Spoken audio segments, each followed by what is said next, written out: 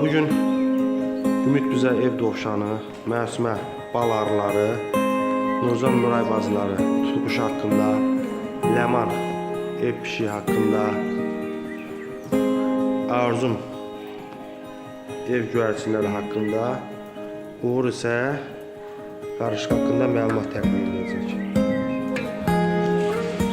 Göyərçinlərimiz, tutuquşlarımız, dovşan, ev pişiyimiz, bal arısı və qarışqamız. Salam, mən sizə bugün ev göyərçinləri haqqında məlumat verəcəm. Ev göyərçinləri əsasən sülh rəmzidir. Ev göyərçinləri göyərçin-kimlər fəsiləsindəndir. Əhliləşdirilmiş ev quşlarıdır. Əsalı köy göyərçinidir. Təqribən 1000-ə yaxın cinsi məlumdur. Cənubi Avropa, Şimali Afrika, Qafqaz, Çin, Yaxın Şərq, Mərkəzi və Cənub Asiyalarda bu növ geniş yayılmışdır. Azərbaycanda da bu növün yayılması təsdiqlənir. Ev göyərçinlərinin əksəriyyəti bəzək dekorativ quşlardır. Bəli.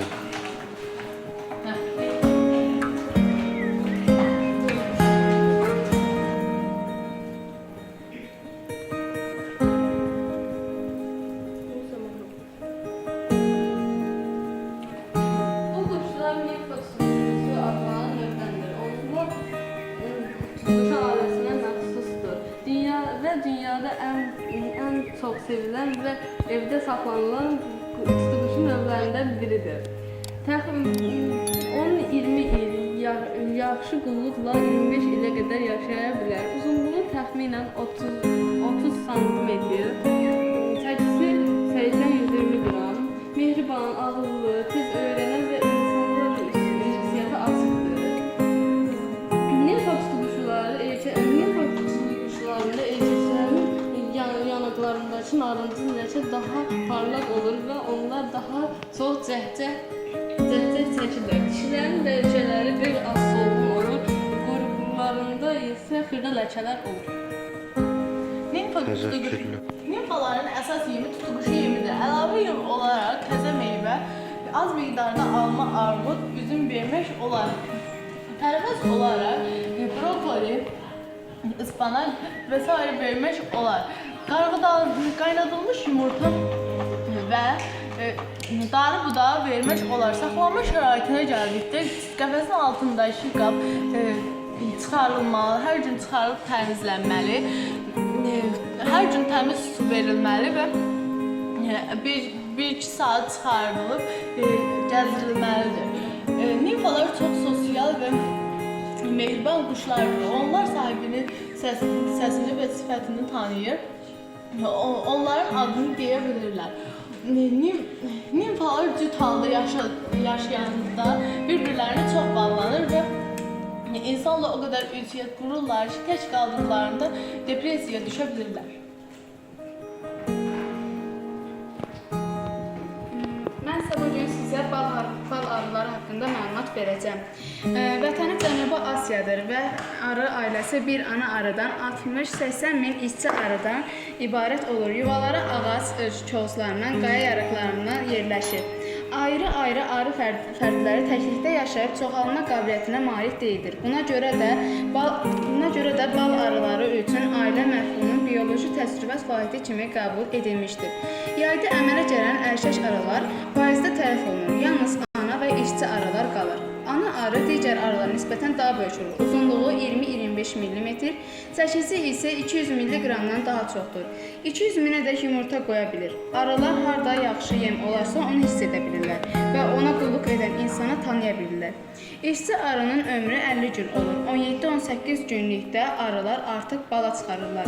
İşçi arı sayı çox olan arı ailəsi ildə 35-40 kiloqrama təmiz bal verə bilirlər. Arı ailəsi 3 qrupa bölünür. Ana arı, erkək arı, dişi arı və işçi arılardır. Arılar 15 kilometrə qədər məsafə qət edə bilirlər. 15 kilometrdə yaxşı şöyle tapa bilirsə, gəlib ona ceyri arıda qalanları xəbər verir, qərib hərəkətlər xəbər verir və yollarını davam edir.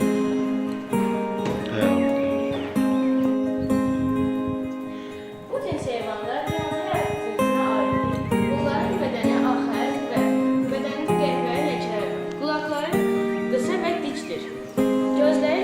sakit təbiətli heyvanlara xas olan xüsusiyyətlərdən biridir. Bunlarda qəfəsi geniş və təmiz saxlanmalıdır. Qidaları isə yonca, cəfəri, kələm yarpağı, yekücü və s. verilməlidir. Soğan, sarımsaq, çörək, şirin və duz olan əşyalar, qidalar vermək olmaz. Mən sizə bugün bu qarışqa haqqında məlumat verəcəm. Bu qarışqanın növü messodur. Messolar Azərbaycanda daha çox yayılmış növlərdən biridir. Özləri təbiətdə daşların altında və ya odun kütüklərinin altında yaşamağı sevirlər. Bunun səbəbi də yağış və günəş nəticəsində həm yağış yağanda daşın altı nəm olur və günəş nəticəsində qızmar olduğuna görə əsasən daş və odunun altında yaşamağı sevirlər. Süni baxım nəticəsində, yəni burada da gördüyünüz kimi onları belə bir mexanizmdə bu pambıqdan nəm almalarını, yumurtaların nəm almağını və ana qarışqamızın su içməyini saxlaya bilirik. Azərbaycanda başqa növlər də çox yayılmışdır. Bu növlərdən biri də məsələn bu gördüyünüz messo cinsidir, Companatus, Lasius niger, Tetramorium və s. kimi növlər də Azərbaycanda yayılmış növlərdir. Bu növ əsasən yəni çox hallarda toxum və toxumlardan qidalanır. Amma başqa növlər, məsələn, Cromadagaskar, Tetramorium, Lasius kimi başqa ana növlər yeməkləri başqa şeylərdən yeyir. Məsələn, onlar toxum yemir.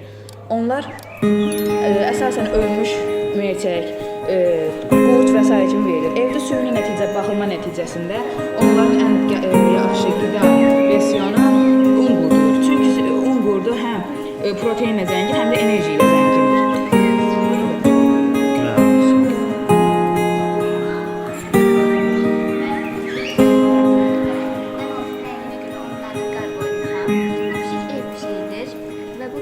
Mehriban, sakin ve insana bağlı olan çok güzel bir şeyler.